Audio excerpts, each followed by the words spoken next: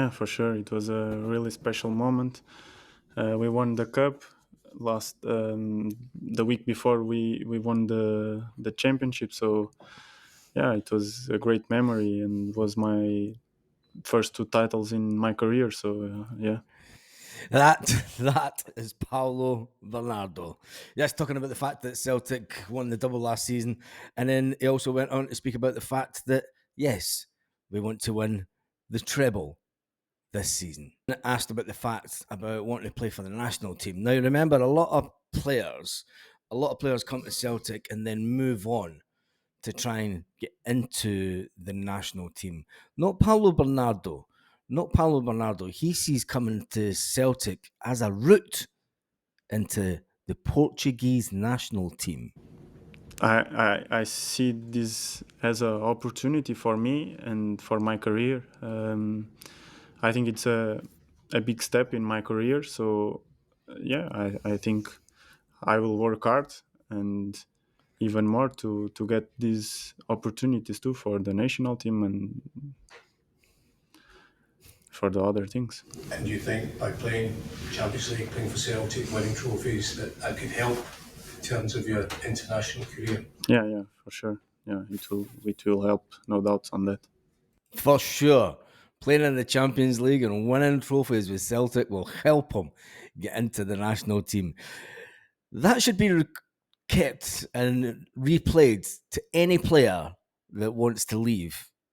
And the fact that he wants to edge Matt O'Reilly out of the team is, well, if he is the direct replacement for Matt O'Reilly, so be it. We've got some player on our hands by the looks of it. For me, I think it's a fantastic piece of business for Celtic. It did take longer than what we thought. It's just like the whole Jota scenario, really. I mean, everyone spent the whole summer thinking, is Jota going to come back to Celtic? Where's Jota? Remember that summer? He was getting pictured all over the place. The fact that Paulo Bernardo went on holiday with his missus and then had to go back to Benfica till Celtic sorted things out with Benfica. And even he said, look, the things took longer than what we expected, but I'm here and I'm happy that I'm here. That's an important thing. He's happy that he's here, and he knows that his head's going to be in a good place now because he's not thinking about where is his next club going to be. You know, is he going to be playing football? He wants to. He's set down roots. He's got that nice little contract, and I think the fact that he was the player that made the difference in the second half of the Scottish Cup final, and you can't take that away from him. I mean, the evidence is there. He was the game changer, if you like. He took the shot from just outside the box, which was spilled by the Rangers goalkeeper, and was then followed up by Adam Ida.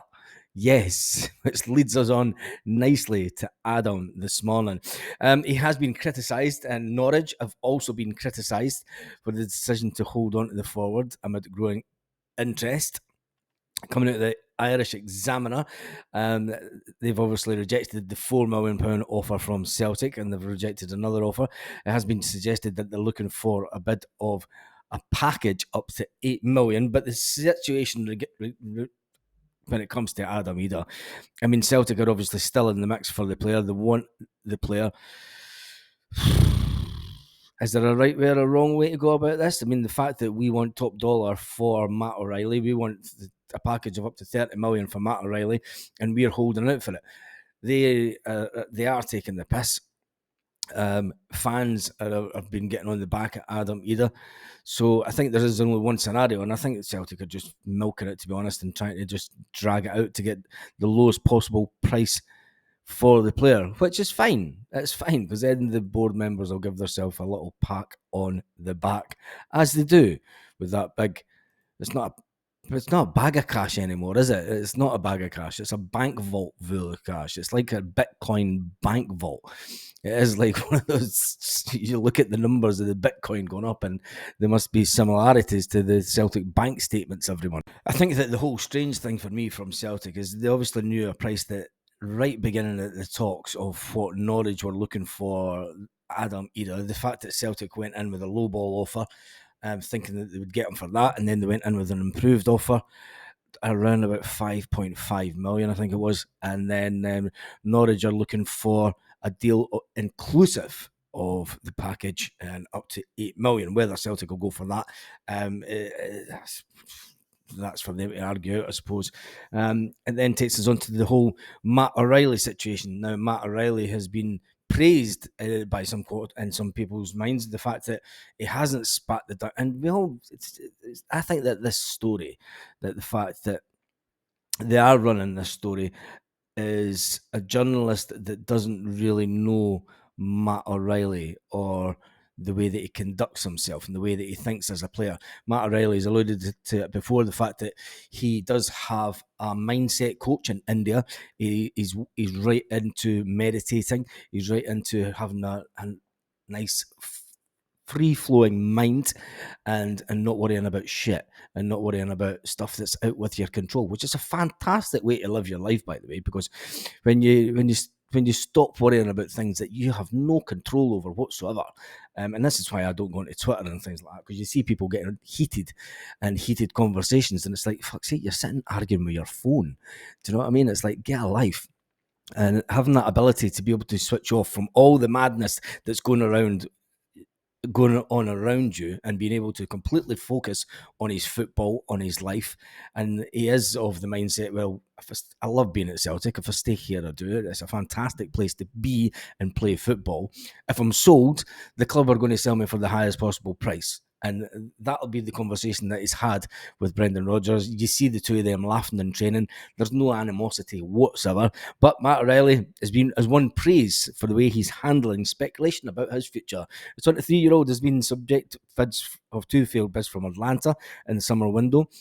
Well, Chelsea, Brighton, Southampton and Atletico Madrid have all been linked with the Dane in the past 12 months, the report says. However, the ex-MK Dons player continues to shine for Brendan Rodgers' men despite all the chatter about a potential move. Ex-Celtic boss Gordon Strachan has been impressed by the maturity by O'Reilly and says not all players show such qualities when dealing with potential transfers. Now, I've got to say, hats off to Gordon Strachan for noticing that, but if you'd really been listening to comments that Matt O'Reilly says, and just look at his Instagram stories during the summer, and it will tell you. The Strachan, Gordon Strachan. I loved Gordon Strachan when he was Celtic manager because his press conferences were just brilliant. He never took any shit, did he? He just told the fucking press the way it was. It's absolutely fantastic time. Cracking little manager that we had, and he was always going to be the manager that was going to replace Martin O'Neill. But anyway, Gordon Strachan he says, I'm impressed at how Matt O'Reilly has handled the speculation about his club and about his future at the club. Strachan says, I've dealt with players who act very strangely when there's a potential transfer coming up at this time of year. We've fallen out. I've fallen out with the player.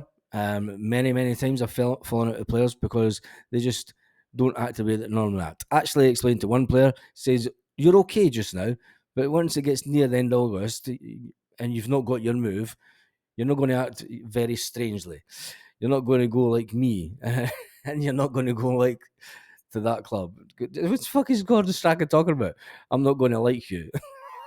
that's Gordon Strachan just... He waxes lyrical nonsense, doesn't he? It says, and when it materialised, and 2 months later, he went to the club of his choice, which always happened. He apologised for his behaviour. And that's when you laugh. That's when you laugh at the situation, because you know that some players, they just throw their toys at the pram, really. It's like, I want that move, and it's like, well, it's not going to happen just now. So you're in a good place. Just play your football to your best capability, whilst the men behind the scenes. And it just shows you that nothing's really changed at Celtic, because probably Gordon Strachan is probably talking about players that he had at Celtic at that time. If there's any kids out there watching a player to see how you deal with that level of speculation, then it is Matt O'Reilly is the perfect example to follow. Watch how he's behaved. He's absolutely brilliant. He's never got caught up in the media. His form has been brilliant. Nobody makes excuses for him because they haven't needed to. The good thing about Matt O'Reilly is a great character, and if he does move on this summer, if a giant like Real Madrid or Barcelona came in for him after a few seasons, he would be the exact same. He wouldn't kick up a fuss. He wouldn't throw his toys out the pram. I'd get worried if I heard about a player like him not turning up to training. Anyway, but like Adam either. Has he got the right mindset to be at Celtic, considering he did that? And I'm going to leave you with that one this morning. It's a little bit of a thought. Because let's face it, I was very vocal about the fact that young Van Hooijdonk had done similar things.